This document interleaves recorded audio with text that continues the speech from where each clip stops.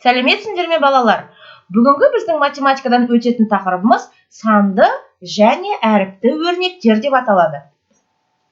Бүгінгі жаңа тақырыпта санды және әріпті өрнектерді түрлендіруді үйренеміз және жаңа терминдер мен ережелерді өтеміз, өрнектерді ықшамдаймыз.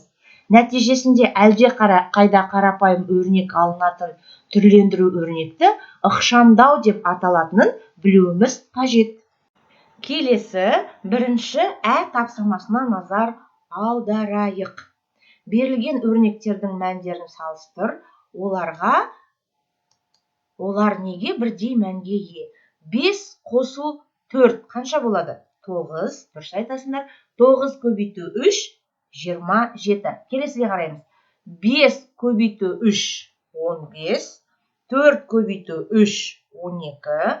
15 қосу 12 27 болады екен. Ендеше бұл екі өрнек қандай? Тең. Тамаша. Келесіге қарайық. Алдымен қай амалды орындаймыз? Жақшанды орындаймыз, иә? 9 азайту 5 тең болады қанша? 4. 4 көбейту 3 қанша болады? 12. Тамаша. Келесі. 9 көбейту 3 тең болады 27.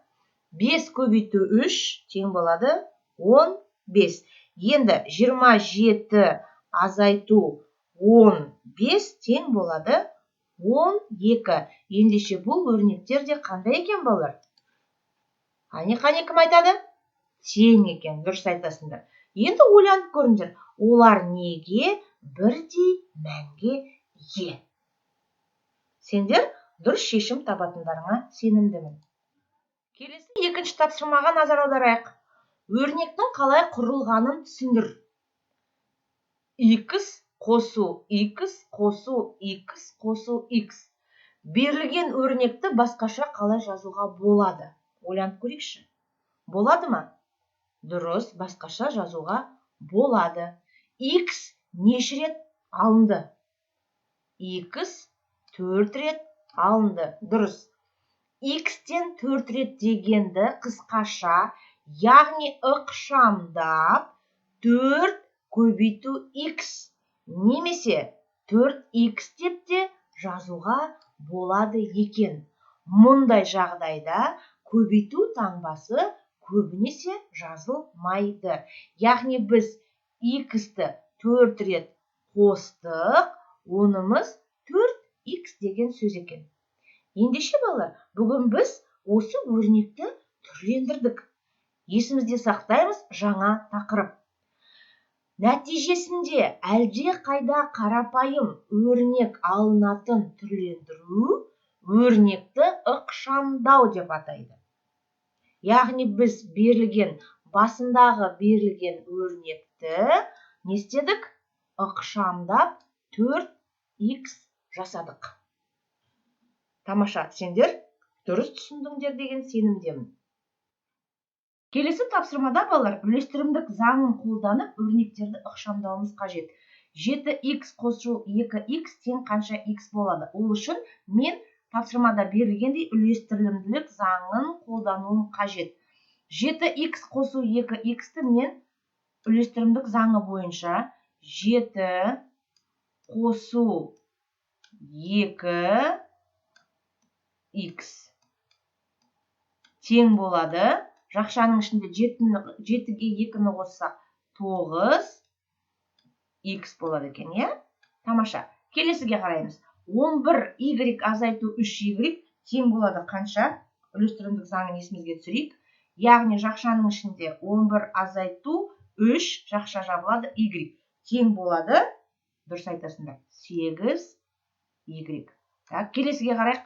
9A қосу 6A тең үлестірімдік қасиеті бойынша жақша ашылады. 9 қосу A.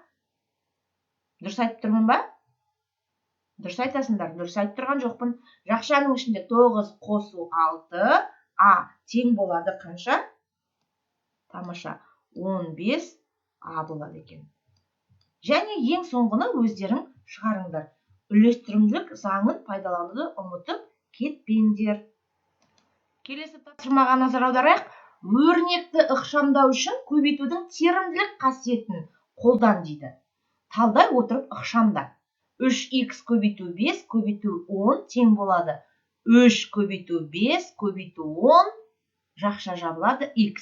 Ендеше бізде жауабы қанша болады екен? Кәнеке есептейік, кім жылдам екен? Мен ба, сендер ма? Дұрыс айтасыңдар. 150х болады екен.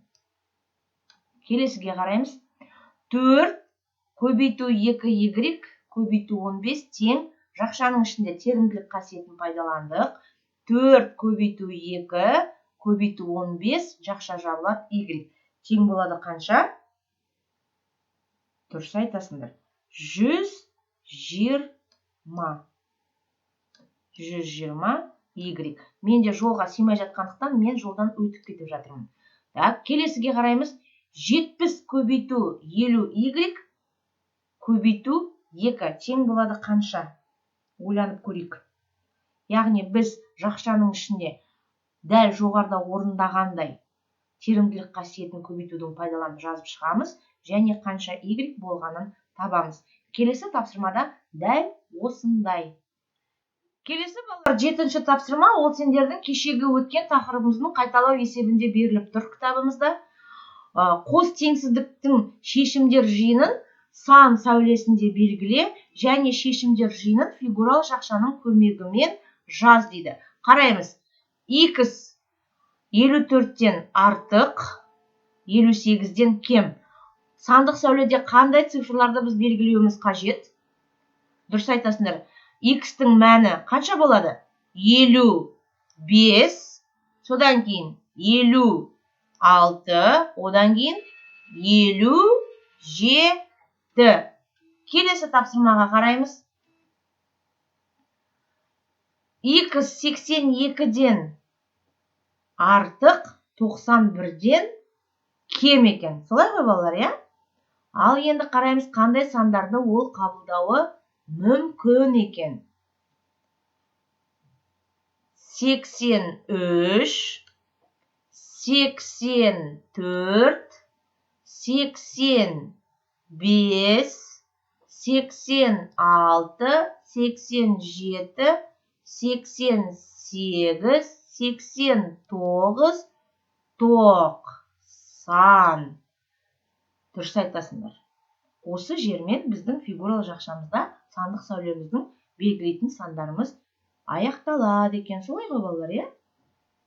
Жақсы. Бұл тапсырманың ең соңғысын сендер қатесіз орындайтындарыңа сенімдімін. Сонымен балалар, бүгінгі сабағымыз осымен аяқталды. Жақсы, сау болыңдар.